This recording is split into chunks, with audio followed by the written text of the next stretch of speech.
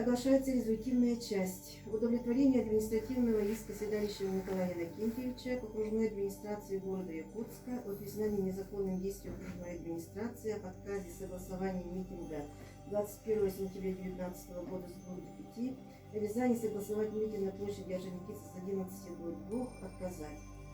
Решение может быть обжаловано в Верховный суд в течение 1 месяца.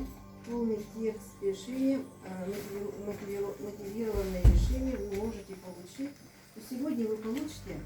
Так, сегодня можете подойти часам к 4 за решением.